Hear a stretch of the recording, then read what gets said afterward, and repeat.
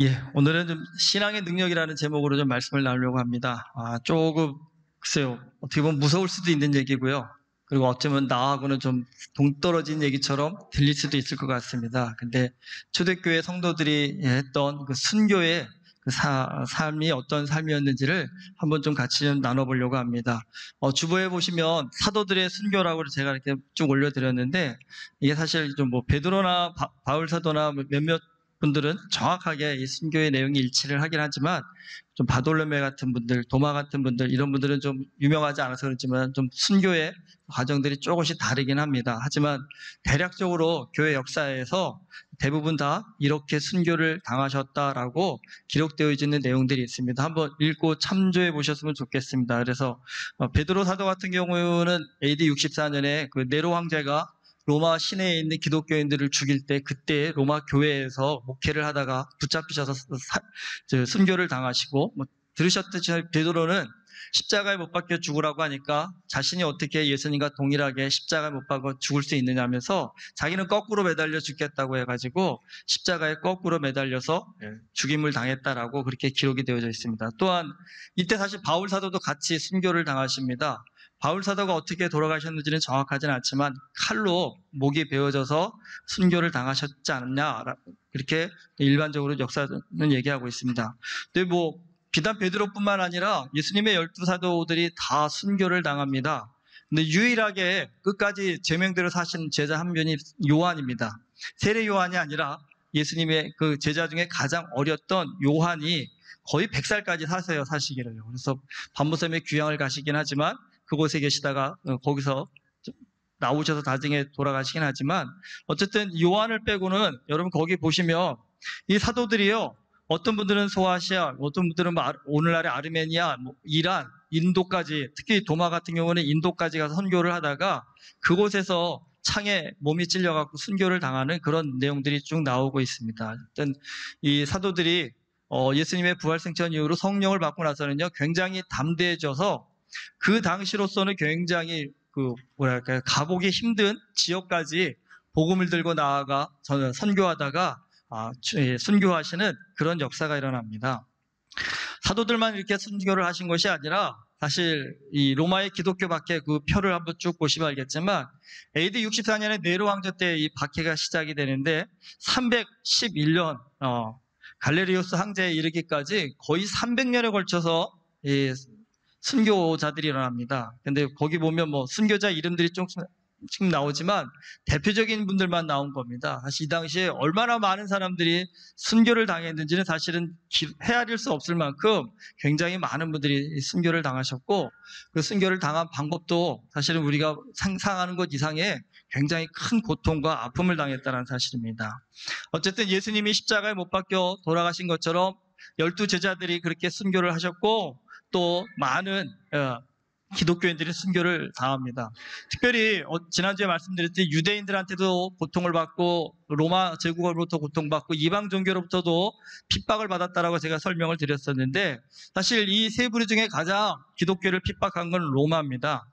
그 로마 사람들이 왜 그렇게 기독교인들을 미워하고 핍박을 했냐면 로마는요 국가가 신입니다. 국가가 신. 국가가 최고의 권위고요. 황제도 신입니다. 그래서 우리가 주요하잖아요. 로드라는 표현을 쓰는데 그 표현은 로마 제국에서 누구한테만 쓸 수 있는 거냐면 황제한테만 쓸 수 있는 것이었습니다. 그런데 기독교인들이 그 표현을 예수 그리스도가 자신의 주라는 표현을 씀으로 인해서 이 로마 황제의 입장에서는 지금 얘네가 두 황제를 섬기는 거 아닌가? 그럼 결국은요. 세상의 황제들은 다 자기 편으로 끌어들고자 하는 그런 욕구를 갖게 되지 않습니까? 그래서 기독교인들한테 계속적으로 요구한 게 뭐냐면 예수 그리스도한테 주라고 표현하지 말고 오로지 황제에게만 주라는 표현을 하고 황제만 섬기라고 그렇게 얘기를 하는 겁니다. 그런데 비단 이게 기독교 황제들만 그런 것이 아니라 국가가 전체적으로 나서서 이 당시만 해도 전체주의 국가잖아요. 황제가 명을 내리면 로마인 대부분이 다 거기에 동조가 되기 시작했고 특별히 지난주에도 잠깐 말씀드렸 이 기독교인들이 로마 사람들이 먹고 마시고 즐기고 유의와 한락을 너무 좋아했는데 같이 놀자고 하는데 거기 끼질 않는 겁니다. 우린 그렇게 살 수 없다라고 얘기하니까 우리가 여기서는 그런 사람 참 멋있는 그리스도인이지만 세상에서 그러면요. 딱 표현하는 단어가 있으세요? 밥맛 없다, 재수없다 이렇게 세상 사람들은 그렇게 쉽게 얘기하지 않습니까? 기독교인들이 그래서 좀 로마 사람들로부터 굉장히 뭐라 그럴까요? 미움을 많이 받았습니다. 뭐 같이 놀자 그래도 놀 줄도 모르고 같이 즐기자 그래도 즐길 줄도 모르는 그런 사람들이었다라는 겁니다. 그런데 가만히 들여다보니까 이들이 하는 짓이 가만 냅두면 안 될 것 같다 보니까 사실 기독교인들이 굉장히 많은 오해를 받게 됩니다. 기독교인들은 오늘날 같이 그 당시에는 월화수목금토일 해갖고 일요일이 있는 그런 시스템이 아니었습니다. 오늘날로 치면 월화수목금금금이었습니다. 그러니까 그 당시에는 휴일이 없었습니다. 그러다 보니까 기독교인들이 주일날 쉬는 날이니까 가서 예배드리자 할 수 있는 것이 아니라 쉬는 날이 없으니까 예배를 언제 드렸을까요? 저녁에 일 마치고 밤에 모여 예배를 드릴 수밖에 없었고, 특별히 이 로마 제국의 후반으로 갈수록 로마 제국이 워낙 핍박을 많이 하니까 예배 드리다가 잡히면 무조건 죽는 거였습니다. 그러다 보니까 기독교인들이 밤에 은밀히 새벽이든 은밀히 모여 예배를 드릴 수밖에 없었는데, 이 사람은요 다 자기 시각에서만 봅니다. 여러분 술 좋아하는 분이 밤마다 누군가가 나간다면 저는 뭐하러 나갈까 상상할 것 같으세요? 당연히 저놈도 뭐 술 먹으러 가나? 어디 좋은 데 가나? 이렇게 의심할 겁니다. 그러니까 로마 사람들이 보니까 기독교인들이 밤마다 모여가지고 뭐 예배를 드린다고 하는데 그들은 무슨 생각을 했을까요? 왜 하필 밤에 모였을까? 그들이 밤에 모여서 하는 일은 온갖 음행과 환락을 즐기는 일이었거든요. 그러다 보니까 로마 사람들이 눈에도 기독교인들은 뭐하러 밤에 모일까? 저것들이 모여서 은밀히 음행하고 음탕한 짓을 하려고 밤에 모이는구나라는 그런 소문이 돌기 시작했고요. 또 이 로마 사람들의 그 신앙의 어떤 상식 수준이라는 것이 굉장히 뭐라 그럴까요? 좀 오늘날 치면 좀 이렇게 아래라고 할까요? 이해를 잘 못합니다. 예수님이 성찬식을 하면서 뭐라고 하셨습니까? 떡을 떼주면서 내 살이라고 하시고 포도주를 주시면서 내 피라고 하셨습니다. 근데 여러분 그거에 대해서 오늘날 심각한데 그렇게 생각하시는 분 있으세요? 풍선이 위험합니다. 다행히 살았네요. 사실 이건 굉장히 영적인 상징적인 표현이잖아요. 예수 그리스도께서 그런 헌신을 통해서 우리의 생명을 구원하시기 위해서 이렇게 헌신하셨다는 의미인데, 이 로마 사람들에게 예수님이 성찬식을 하면서 내 살과 피라고 얘기했다라고 하니까 그 사람들한테는 이게 살떨리는, 왜냐하면 이들은 그 당시에 이방 종교들은 실제적으로 그렇게 했거든요. 어린 아이를 제물로 드려가지고요 그 제물의 피를 마시기도 하고, 이러다 보니까 이들은 그게 진짜인 줄 알았던 겁니다. 그러니까 특별히 그 당시에 이렇게 밤에 모여도 오늘날처럼 불이 환하지가 않잖아요. 어두컴컴한 데 모여서 그 당시에는 모일 때마다 성찬식을 했거든요. 그런데 밝으면 제대로 마시겠는데 껌껌한 데 마시다 보니까 어때요? 포도주를 좀 흘릴 수도 있죠. 그리고 여기 쭉 흘리고 옷에 묻고 그러면, 근데 그거를 밤중에 그렇게 나왔는데 얘가 갑자기 여기 피가 묻어 있고 여기 옷에 뻘건이 묻어 있다면 다 무슨 생각을 하시겠어요? 저기요, 사람 잡아먹구나 왔구나. 그래서 그 당시에 굉장히 많은 오해를 받은 것 중에 하나가, 성찬식을 하면서 기독교인들이 어린 아이를 잡아먹고 그 피를 마신다라고 하는 그런 악한 소문들이 굉장히 많이 돌았습니다. 그러다 보니까 이제 이 기독교인들이 로마 안에서 공공의 적이 되기 시작했고, 그러니까 공공의 적이 되다 보니까 어떻습니까? 무슨 일만 일어나면 이들을 좀 핍박하고 미워할 만한 구실을 찾아야 되는데, 로마에도 분명히 자연재해가 많이 일어났겠죠. 홍수도 일어날 수도 있고 우박이 올 수도 있고요, 가뭄이 올 수도 있고요. 그렇다면 이거에 대한 해석을 어떻게 했을까? 그 당시 사람들은 굉장히 종교적인 사람들이었기 때문에 이 로마 사람들이 어떻게 해석을 했냐면, 로마에 수많은 신들이 있는데 이 기독교인들이 그 신들을 섬기지 않고 하나님이라는 이상한 신을 섬기름으로 인해서 이제까지 로마를 지켜왔던 그 신들이 화가 나서 더 많은 자연재해가 일어났다라는 이런 얘기들이 돌기 시작하면서, 자연재해가 일어나기 시작하면 그 모든 원인을 기독교인들한테 돌리면서 기독교인들의 순교가 굉장히 많이 일어날 수밖에 없었던 그런 상황이었다는 것입니다. 근데 문제는, 여러분 이런 박해가 엄청나게 많이 일어났습니다. 그럼 내가 그 당시에 그리스도인이었다면, 기독교인이었다면 어떻게 하셨을 것 같으십니까? 한번 좀 본인한테 물어보십시오, 여러분. 오늘 이 예배 자리가 우리의 마지막 순간일 수 있습니다. 여기에 오시면 무조건 그 당시에는 예배 드리다 걸리면 무조건 죽는 거였거든요. 그렇다 한다면 여러분, 장담할 수 없는 그런 위기의 상황 속에서도 예배에 나오시겠습니까? 뭐 예배 나오면 죽는다가 아니라 예배 나와 걸리면 죽는다라고 하는데, 여러분 그런 두려움 속에서도 과연 예배에 솔직한 심정으로 여러분 진짜 걸리면 죽는다고 하는데 이 중에 우리 몇 분이나 이 자리에 더 나오실 수 있을까요? 저도 장담 못하겠죠. 저도 안 나올 수도 있습니다. 왜냐하면 그 당시에 제일 먼저 죽는 사람이 목사였거든요. 교회 목회자들이 제일 먼저 끌려가는 상황이었습니다. 사실은 우리가 교회의 역사를 얘기하면 순교자들의 포커스를 맞추다 보니까 그 당시에 모든 그리스도인들이, 성도들이 굉장히 영적으로 순수하고 뜨겁고 열정이 있어서 많은 분들이 정말 순교를 각오하고 예배를 드렸다는 건 맞는 얘기이기도 합니다만, 한편으로는 여러분 박해가 무서워서 예수님을 부인하고 교회를 떠난 사람도요 적지 않았습니다. 사실은 나중에 이제 교회 역사를 또 후반부에 나오겠지만, 이게 나중에 언제 문제가 되냐면 313년에 콘스탄틴 대제가 기독교를 공인하면서 이때 문제가 발생해 버립니다. 무슨 문제가 발생되냐면, 박해를 피해서 예수를 부인하고 교회를 떠났던 사람이 이제 기독교가 공인되니까 다시 교회로 돌아오고 싶어 합니다. 그러면 여러분, 부인하고 떠났던 그 사람을 받아줘야 될 것인가 말 것인가, 받는다면 어떻게 받아줘야 될 것인가에 대한 이런 논쟁이 일어납니다. 나중에 자세히 한번 더 말씀을 드리겠습니다. 어쨌든 여러분, 숫자적으로 순교한 사람이 많을까요? 박해를 피해서 교회를 도망친 사람이 더 많을까요? 이거는 아무도 모릅니다. 하나님만 아실 겁니다. 그런데 기록을 보면요, 도망친 사람이 더 많았습니다. 사실은 솔직한 심정으로요. 근데 뭐 그분들을 뭐라 할 수는 없을 겁니다. 하지만 중요한 것이 있습니다. 도망친 사람도 많았지만 죽는 한이 있어도 끝까지 신앙을 지키며 순교한 순교자들의 숫자도 헤아릴 수 없이 굉장히 많았다는 사실입니다. 근데 여러분, 순교하는 그 순교자들, 처절하게 예수 믿는 이유로 그러니까 처절하게 죽어야 한다면, 여러분 그 죽음의 그 마지막 그 장소에서 그 사람들이 남긴 말은 어떤 것일까요? 상상이 되세요? 여러분 어떤 말을 남겼을까? 제가 몇 가지 좀 소개를 시켜드릴게요. 여기 파이어포인트 좀 올려주세요. 한 순교자가요, 감옥에서 당시 이제 감시하는 목사님을 감독이라고 그랬는데, 그 당시 감독에게 보낸 편지 중에 이런 내용이 있답니다. 고문을 당하며 죽음을 바라보면서 하나님을 주라 고백하며 부서져 너덜거리는 육체가 영과 분리되려 하는 때에 그리스도를 하나님의 아들이라 고백하는 것, 그리고 그리스도의 이름으로 그리스도와 함께 고난받는 것보다 더 영광스럽고 축복받는 일이 어디 있으랴. 그러면서 마지막으로 이렇게 기도 부탁을 했답니다. 주께서 날마다 우리를 더 강건하게 하사 정복당하지 않는 하나님의 무기로 무장하여 성실한 군사로 전쟁에 임하도록 기도해 주시옵소서. 그러니까 이제 감옥에 갇혀서 고문을 당해서 정말 육체가 굉장히 피폐해진 거죠. 죽을 날이 얼마 남지 않았습니다. 그런데 마지막 소원은요, 끝까지 자신의 믿음을 흔들리지 않고 이 믿음을 지킬 수 있게 해달라고 그렇게 기도 부탁을 했다라는 겁니다.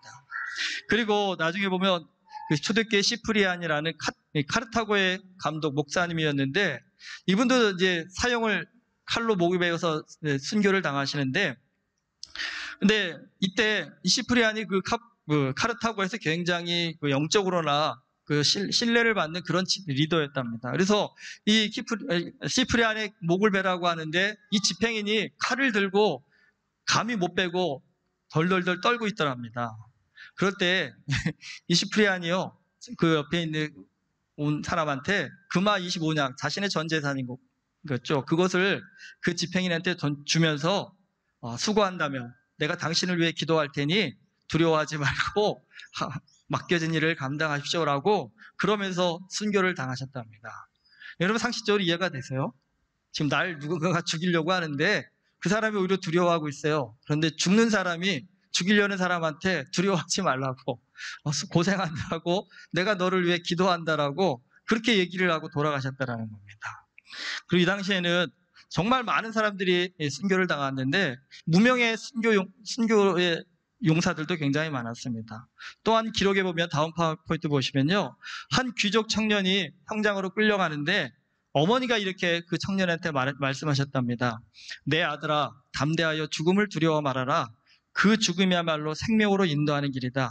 하늘에서 통치하는 그분을 바라보라. 오늘 내 지상에서 생명은 끝나지만 복된 하늘의 생명으로 바뀌어지는 날이다. 그러니까 지금 죽지만 너는 이제 영원한 영생을 얻는다라며, 여러분 사실 제가 그러니까 어머니가 돌아가시는데 아들이 이런 얘기를 하는 건 어딘지 이해가 되겠지만 아들이 죽는데 어머니가 이렇게 얘기하신다라는 거, 그 어머니도 보통 분은 분명히 아니시겠죠.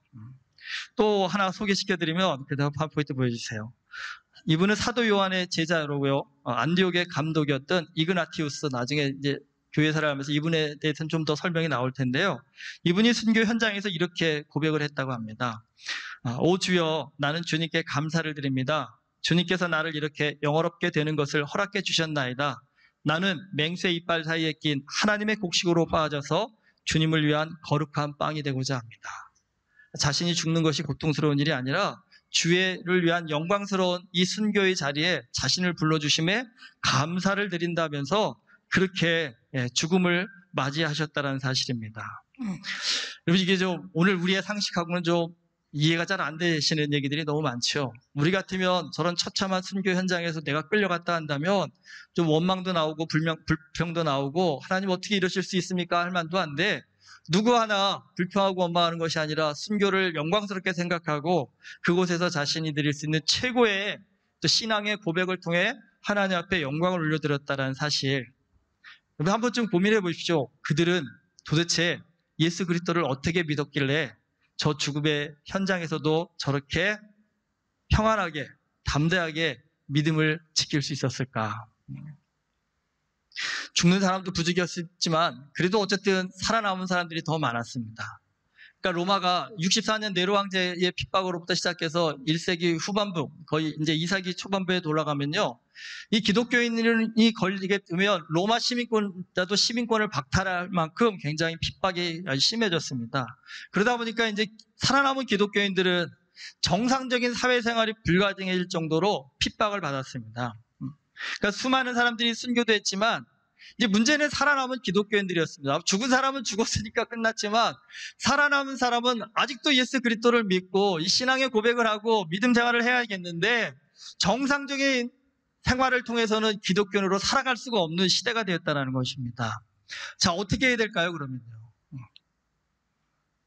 여러분, 내가 교회 다니는 이유 때문에 세상에서 정상적인 사회생활을 할 수 없다고 합니다. 자, 그러면 어떻게 선택하시겠습니까?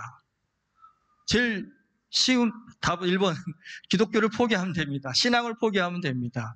그런데 여러분, 이 당시에 많은 기독교인들이 신앙을 포기하지 못합니다. 안 합니다, 사실은요. 오히려 세상을 포기해버립니다. 자신이 가졌던 세상의 지위, 자신이 가졌던 돈, 명예, 모든 것들을 다 포기하고요. 이제는 아예 로마가 대놓고 기독교인으로서의 모든 사회활동을 금지해버리니까 그러면 아예 세상을 등지고 우리는요, 아예 은둔을 해서 신앙 하나에만 몰두하며 살겠다라고 하면서 은둔처를 찾아서 공동체 생활을 합니다. 그게 바로 이 카타콤이라는, 이게 지하 묘지라는 뜻이 있거든요. 이 카타콤의 존재가 사실은 잘 알려지지가 않았는데 19세기 후반에 와서 이게 발견이 되어서 알려지기 시작했습니다. 파워포인트 사진 한번 보여주세요. 이거는 대표적인 터키의 갑바도기에 가면요, 이 카타콤이 있습니다. 사실 이게 굉장히 대표적인 그 초대교회 그리스도인들이 지냈던 지하 묘지에서의 그 공동체 생활이라고 하는데요. 근데 사실 여기에만 있는 것이 아니라 프랑스 파리의 지하, 도시의 지하와 로마시의 지하에도 이와 같은 그 카타콤이 엄청나게 많이 있다고 한답니다. 그러니까 이 안에는요, 사실은 많을 때는 수천 명이 생활을 하면서 공동생활을 하는 적도 있답니다. 그 다음 사진 보여주시면, 이 계단 있죠? 저게 이제 내려가는 계단이고, 요 오른쪽 밑에 보면 이게 예배드리는 장소였답니다. 한 몇십 명이 모여서 드릴 수 있는 예배 장소였고, 그 위에 보면 카타콤에서 지내면서 그 기독교인들이 그 벽면에다 그렸던 성화 같은 그런 내용들이 있다고 한답니다. 어쨌든 이게 뭐 1, 2년 여기 숨어 산 것이 아니라요, 어떤 사람은 여기서 태어나서 여기서 죽었답니다. 그럴 만큼 이게 아까 말씀드린 300년을 박해를 하다 보니까 언제 끝날지도 모르는 그런 삶 속에서 그들이 이 컴컴한 지하 동굴 속에서 생활을 해야 됐다는 것입니다.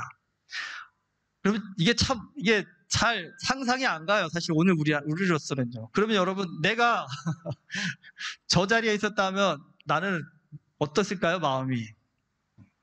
저 카타콤에 있었던 기독교인들은 도대체 어떤 마음을 갖고 살았을까요? 다 알 수는 없지요. 그런데 이 카타콤을 발굴해 보니까 그리스도인들이 그 동굴 벽면에다가 굉장히 많은 그림도 그렸지만 많은 글도 남겼다고 합니다.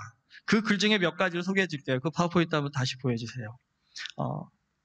이건 부모님이 자녀를 남긴 것 같습니다. 울지 마라 사랑하는 내 아들아, 죽음은 영원한 것이 아니란다. 이건 아내가 남편에게 남긴 건데, 아베리누스 그의 사랑하는 그리고 복종하는 아내 루피나가 하나님이 당신의 영혼을 살리시리라. 사랑하는 파우스티나 그대 하나님 안에서 살아나리.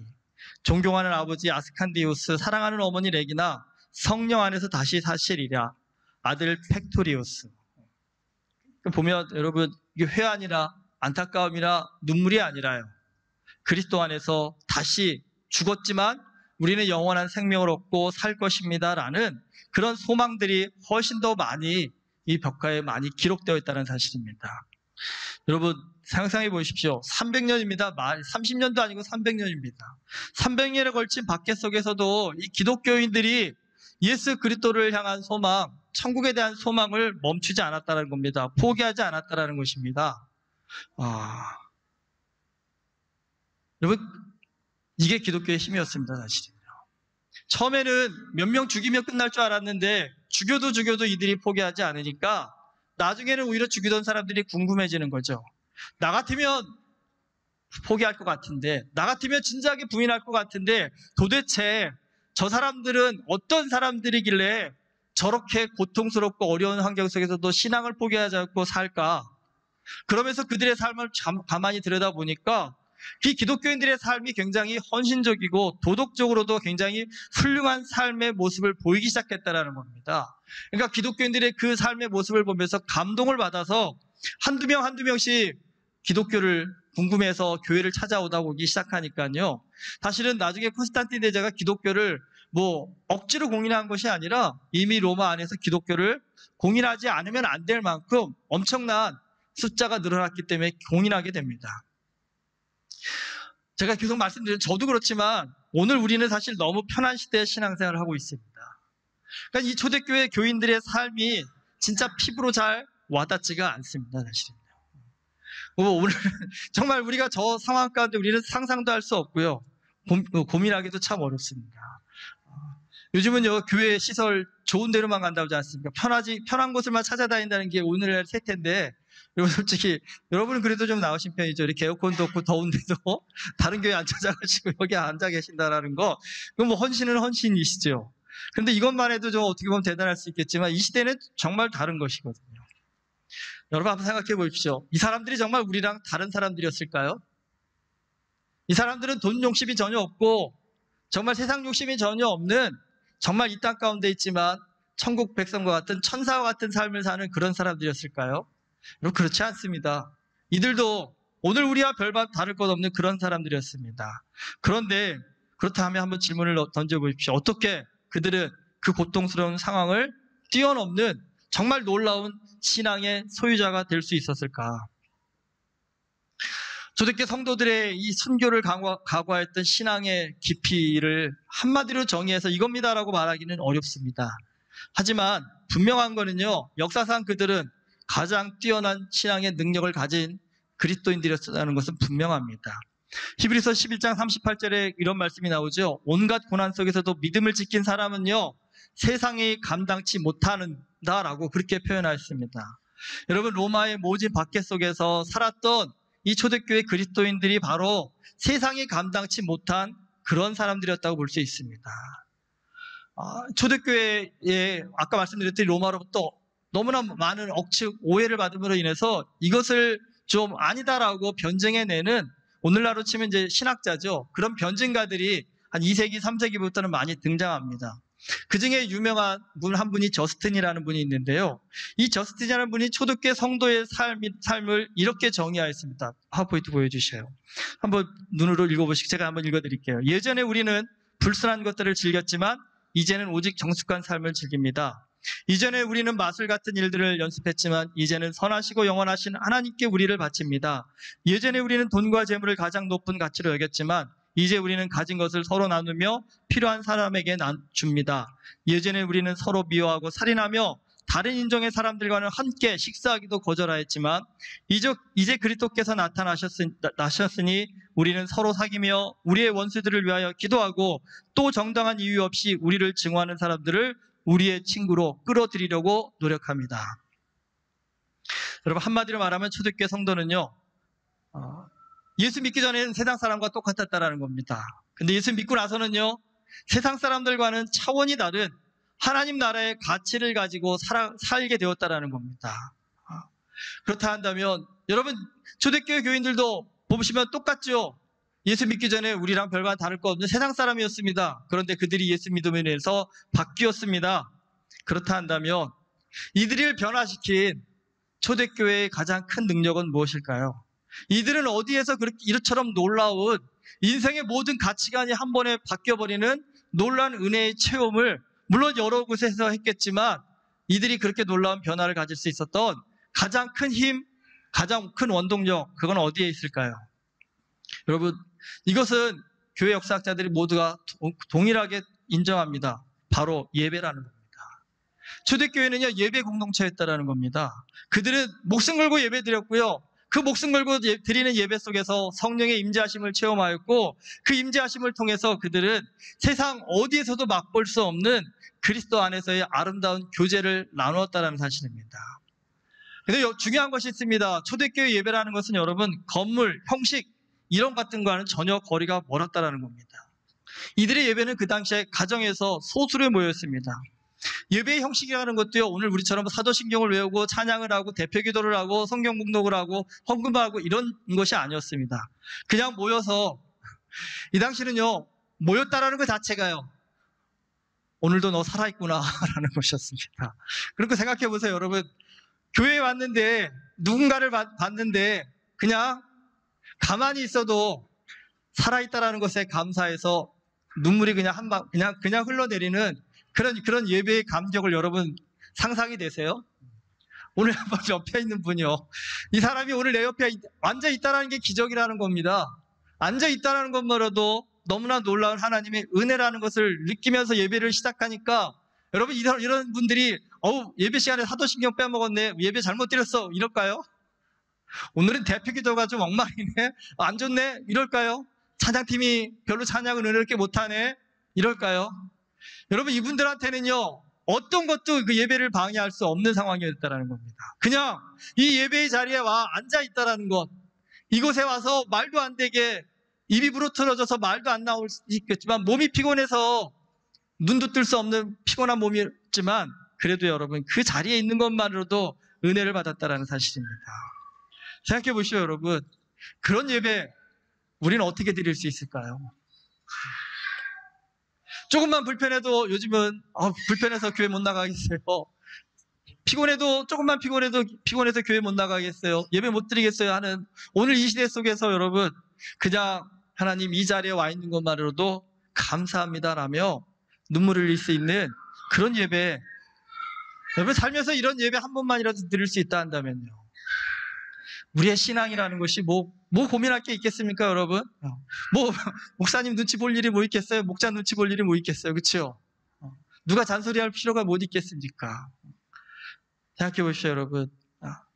오늘 우리의 가장 큰 고민이 바로 여기에 있지 않나 생각합니다. 이 예배를 어떻게 회복할 수 있을 것인가? 이 예배를 어떻게 회복할 수 있을 것인가?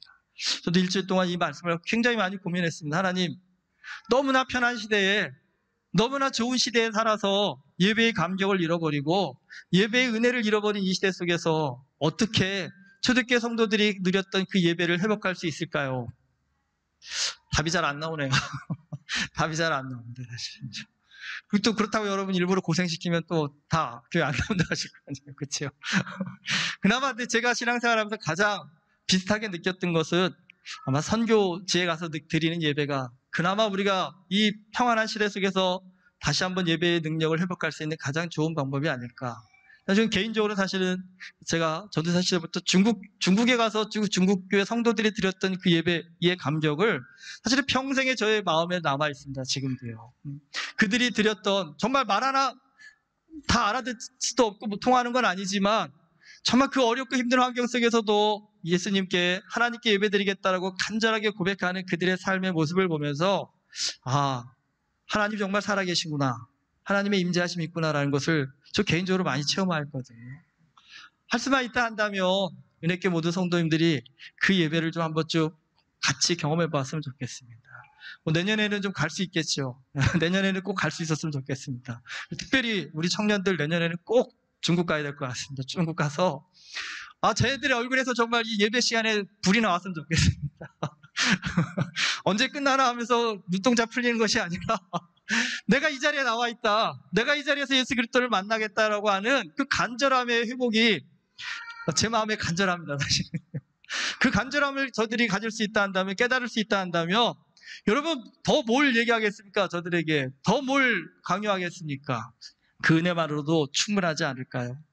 여러분 초대교회 성도들한테는 성경 공부 필요 없었습니다. 철야기도 금식기도 필요 없었습니다.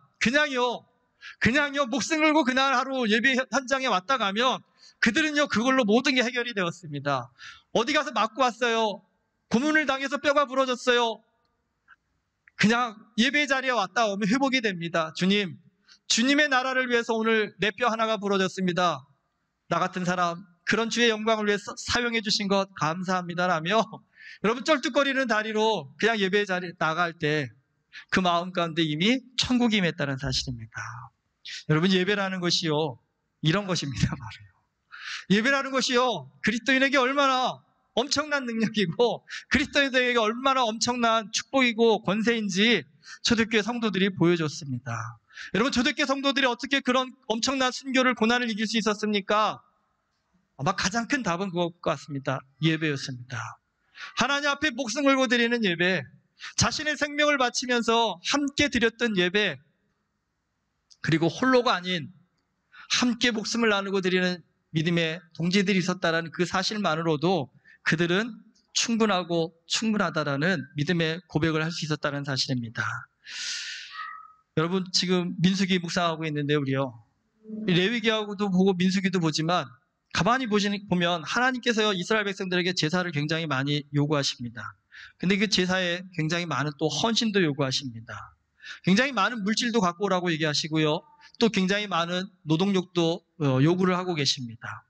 근데 분명한 것은 여러분 하나님은 돈이 필요하신 분이 아니죠. 그리고 그들의 노동력이 필요하셔서 그들을 부려먹으시는 분도 아닙니다. 하나님한테는 절대 필요 없는 것들입니다. 상징적인 것들입니다. 그런데 상징치고는요 돈이 너무 많이 들어갑니다. 노동력이 너무 많이 들어갑니다.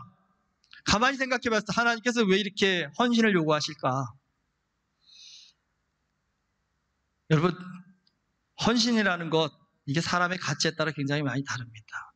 나쁜 사람들은 헌신하면 누구 등골 빼먹는 사기치는 거라 생각하지만 여러분 가만히 깊이 생각해 봅시오. 헌신이야말로요 가장 좋은 사랑의 훈련입니다. 여러분 부모 자식 간에도 그냥 정이 생기나요? 사랑이 생기나요? 그렇지 않습니다. 엄마가 엄마로서 아빠가 아빠로서 자녀를 위해 헌신하지 않으면 그 자녀도 핏줄을 끊어버릴 수는 없겠지만 그렇게 엄마 아빠 사랑하지 않습니다. 근데 여러분 부모가 최선을 다해서 자식을 위해 헌신하면 자녀도 압니다. 부모의 헌신만큼 자신이 얼마나 큰 사랑을 받았는지. 그럼 그 자녀도 그 부모를 그만큼 사랑하게 됩니다. 여러분 부부간에도 마찬가지죠. 남편이니까 무조건 아내로부터 사랑받을까요? 아내이기 때문에 남편으로부터 무조건 사랑받을까요? 그렇지 않습니다. 남편이 아내를 위해서 헌신할 때, 아내가 남편을 위해서 헌신할 때 여러분 부부간에도 더 깊은 사랑의 관계가 될 수 있다는 사실입니다.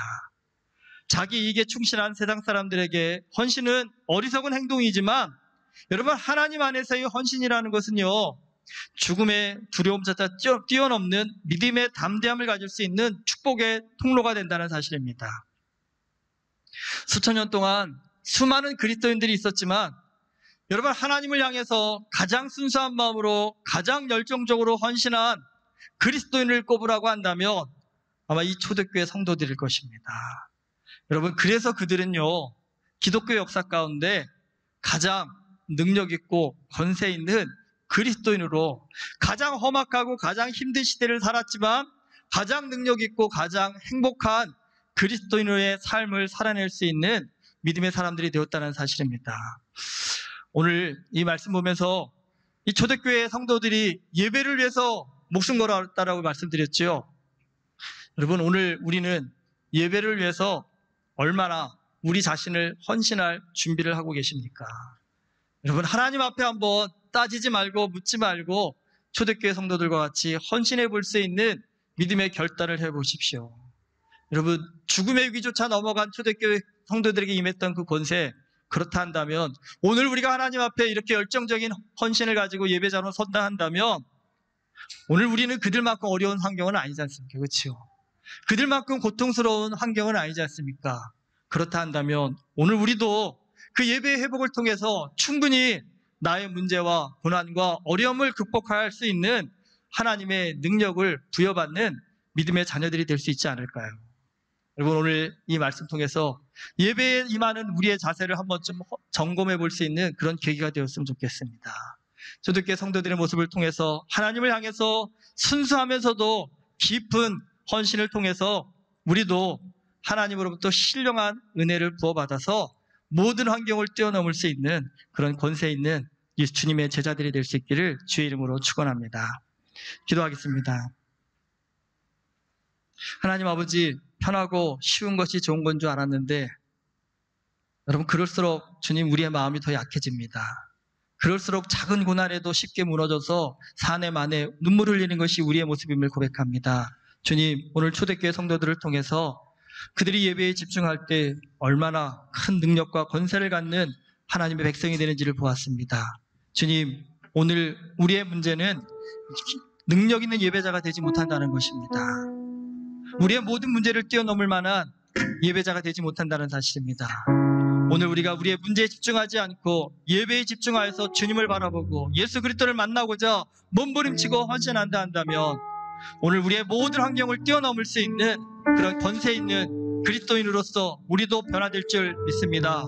아버지 하나님, 오늘 예배 가운데 나오는 우리 모두의 마음 가운데 깊은 성령의 은혜를 허락하여 주시옵시사 예배자로서의 우리의 삶을 되돌아보게 하여 주시옵시고 깊은 헌신을 통해서 주님 앞에 거룩한 예배자로 다시 한번 설 수 있는 우리 모두 되어줄 수 있도록 은혜를 허락하여 주시옵소서.